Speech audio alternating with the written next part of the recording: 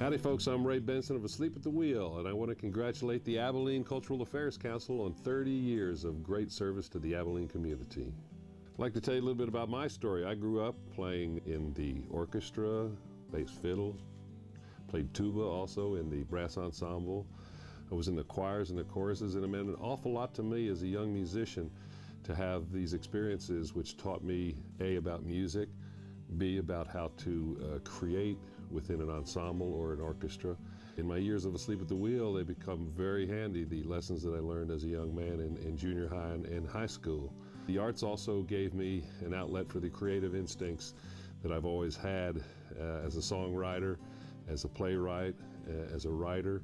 And the dramatic arts too were such an important part, where I was in plays and musicals. And all of these really gave me a great grounding that enabled me to have so far a 40-year career with Asleep at the Wheel.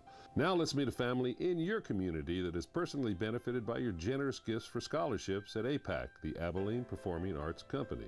The Uganza family is just one of the many examples of how the arts play a vital role in developing the confidence to shine. I grew up in Nigeria, in West Africa, and I'm the first of 10 kids. When I was growing up, girls were not really allowed to go to school. It's a priority to send the boys.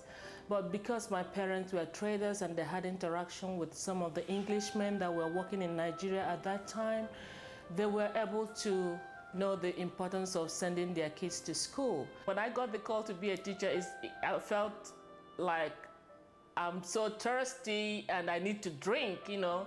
I don't know how to express that, but it's like I have to do this. And I have to do it in spite of the fact that I have many responsibilities already. The way we came to Abilene was as a result of Hurricane Rita. While we were in Houston, the Hurricane Rita was coming and we were told to evacuate. 9 of us had to pack ourselves in that car. We had to sleep on the road because there was no movement. All this time, I was moving with my computer because that was my school. And I kept up with my school work. And in Albany, I had to do 2 jobs because we had to start all over.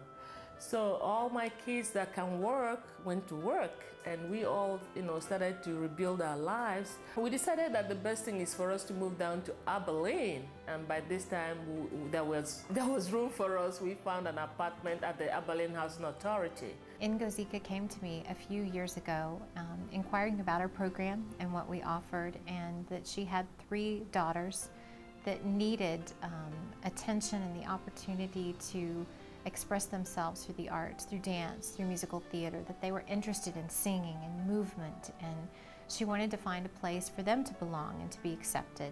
She had come to the right place. Through this funding that Abilene Performing Arts Company received for our scholarship funding, we were able to provide classes for Obe, Kosi, and Ozi, and it's a wonderful joy to see them blossom as young women and young artists.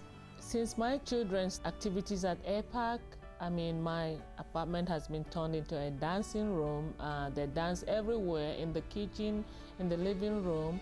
When we go to the grocery store, they're dancing. Instead of walking behind me, they're dancing and trying to practice their moves. They used to be very shy, don't like to talk in a crowd, but their dance and activities at the APAC had helped them to be outgoing and more friendly, and they're able to share their opinion in a crowd.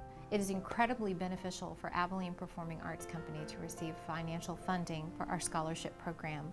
Without this funding, we would be unable to help students come to APAC who need the financial assistance. As a matter of fact, the scholarship funding is why my kids are in APAC, because I have 7 kids and I have a sick mom that I'm taking care of, and so I don't make enough, so it was a godsend. She's able to not only provide my kids with scholarship, she provides them with the dancing shoes they need also. And anything that I can't afford to get for my kids, and I talk to her, she always finds a way to make sure that my kids are not singled out or don't look like the other kids. She provides for them. We are just one of the many nonprofit organizations that receives funding The Hearts for the Arts is so very beneficial to our existence and our continuing to touch the lives of so many. Proceeds from this performance will benefit the Hearts for the Arts Grants Program. Hearts for the Arts supports arts programming for children, the underserved, and special populations. Examples of these programs include the Center for Contemporary Arts Arts Reach program, which provides art classes for the Boys and Girls Club, APAC, the Grace Museum Student Tours, and the Young Audiences program, which places professional artists in the schools. Thank you for joining me in supporting this important arts program.